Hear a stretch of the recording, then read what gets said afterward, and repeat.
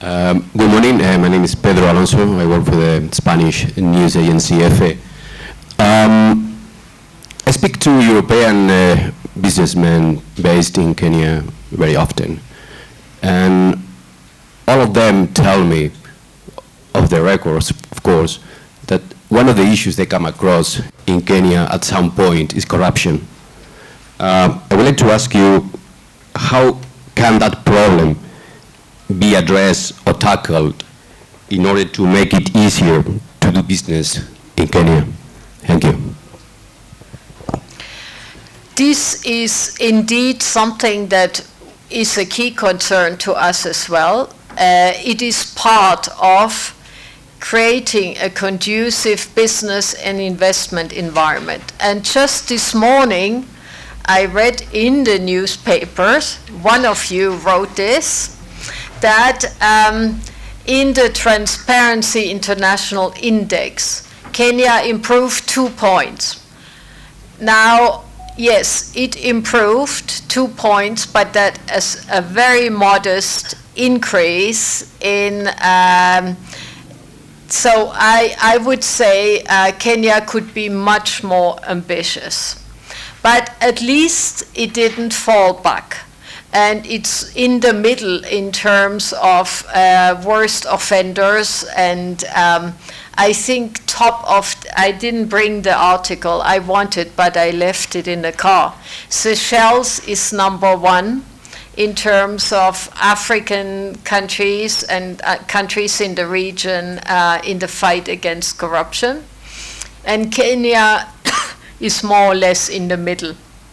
I think 100 and I don't want to give you wrong numbers, but I was struck by the fact that it only improved 2 points, but it improved even slightly. But sometimes an improvement is relative because the others are bad, and then you look better just by being the same. But for us, we think that corruption, to fight corruption, is in the best interest of Kenya, because this is maybe the single most deterrent to investment. And also, Kenya is on the watch list for money laundering. If Kenya is not making efforts, it will be blacklisted. And that has a lot of very negative consequences. The most important one is that investors are shying away. So I think everybody will recognize, by looking at the global picture, that there's no way but going very determinedly against corruption.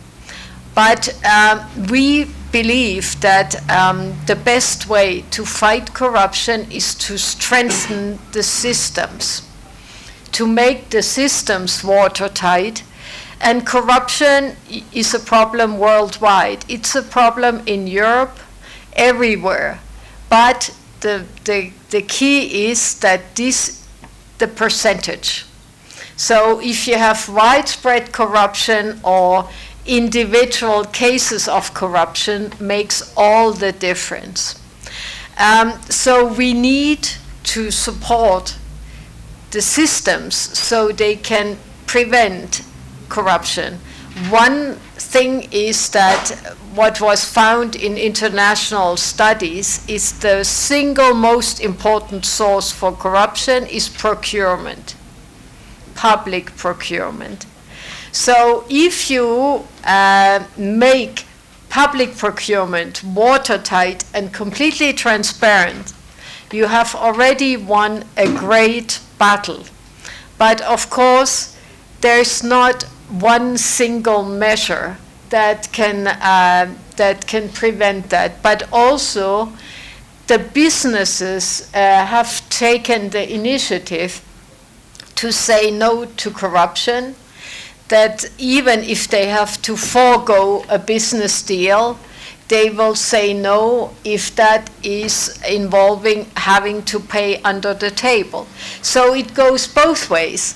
those who are being asked for a bribe say no, and to strengthen the systems to make it much more difficult to have corruption. One thing that we're also doing is we're increasingly supporting strengthening the systems to prevent the flow of illicit transfers, money transfers. So nowadays you can trace money going from one country to the other, and you can make sure that those who have pocketed large amounts cannot use them. So they cannot send their wives to shop in Paris and London. They cannot pay the education of their children and so on, because the money is being traced, and like that it makes it much more difficult to enjoy the gains from bribes. So one thing that we also, because the EU is the biggest supporter of the reform of the justice sector here in Kenya, and one thing that we have also said is that we want to work on the police. So the police is being professionalized further, including the pay of decent salaries, so that let's say the small bribes that are being handled every day and that are bugging citizens are being eliminated. This is, of course, from the top to the bottom and from the bottom up. So this is an all-society fight, but what is very important is also your role in it. The role of the civil society and the media to just expose cases and to demand a corruption-free environment, because in the end, what we have seen is if we could eliminate corruption, there would be so much, more than enough money to go around to develop this country and actually the globe. We wouldn't need to have any SDGs or anything else. So corruption worldwide is eating more than, what did I hear, 3 or 8 times? I don't remember correctly. Several times global ODA. So that's the estimate of what global corruption eats away every year. So that means if we could eliminate corruption worldwide, there wouldn't be any need for development cooperation, nothing. And every country would have more than enough to provide services to its citizens. That's why for us, this is at the heart of governance. That's also why we want to work on reform of the justice sectors and others to make it easier to do business and investment. And I just said that if a company comes in here and feels that it cannot get justice without paying a bribe, that's a major deterrent. So we have to see it as part of the general business and investment climate. And for Kenya to move up the ladder of ease of doing business is very important.